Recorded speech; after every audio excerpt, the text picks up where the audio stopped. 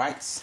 There is a positive and there is a negative side to it, because we almost live in a classist society, and sometimes, as bad as incidents like this happen, it calls to bear our national, alignment and preparedness to handle issues like this.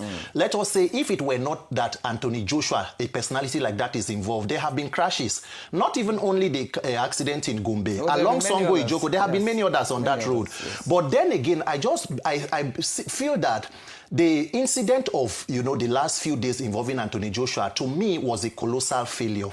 It was not just a national, it was an international shame on Nigeria, and it's an indictment of government at all levels, both local, state, and federal. Because as it is today, we have had, injunctions that it was dangerous or reckless driving. In fact, the driver has been charged to court. Yeah. That is why it is in court now. The question will then be, and many thanks to the road safety officials, who do their job and who try to manage to do their job with the kind of resources and manpower that they have. But let us assume that it was dangerous and reckless driving. At what point was it established? And then who is it, or whose decision or duty is it to enforce road traffic, precautions or safety measures? If it had not ended in a crash, so it would have been okay to dangerously drive from point A to wherever he was going and dangerously drive back? Or is it when it happened as an accident, we now determine that it's dangerous driving? Whose duty is it? What do we know is the speed limit of Lagos-Ibadan Expressway? Because Lagos-Ibadan Expressway it took almost 20 years to build that section of the road. And somehow we ended up with a road that has almost little or no road furnitures.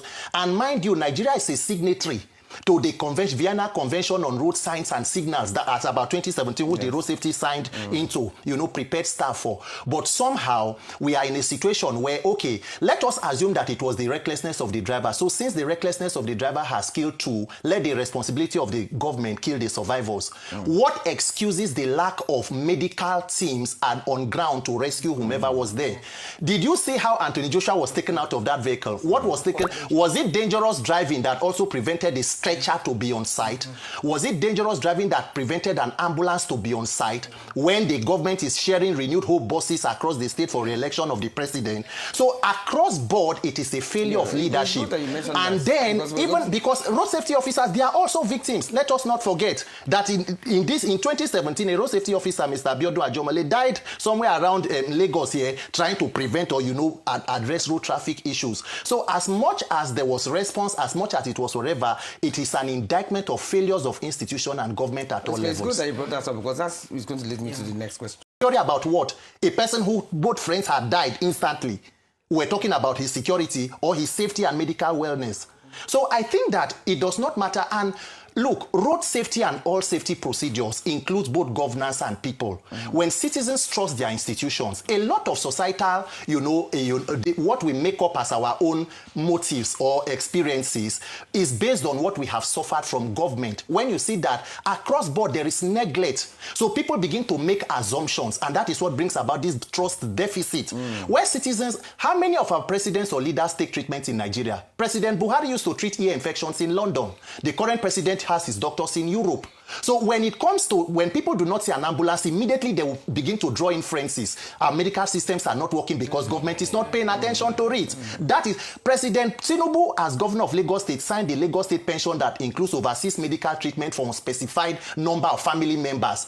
A government that is not only protecting their right to seek treatment overseas, is even making legislation to back it up with taxpayer money. So what do you expect people on social media to say? When you have 70% of your roads in poor condition, yet the government is pumping trillion into one coastal highway. In Nigeria, we give certificate of roadworthiness to vehicles. Who gives certificate of vehicle worthiness to roads? Did you see the videos from across Lokoja to Abuja? Have you seen the Benin bypass? Have you seen the Warri Saple road? So across board, when there is this kind of recklessness and irresponsibility from leaders, you cannot blame citizens. There is trust deficit.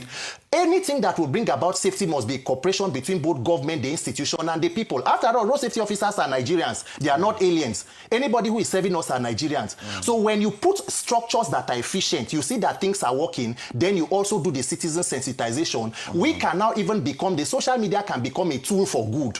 We can still use it to sensitize Nigerians to know that when there is something like this, how can citizens collaborate with even the officials and the first responders? But when there is trust deficit, then it is uhuru for everybody. Okay. Let me ask you.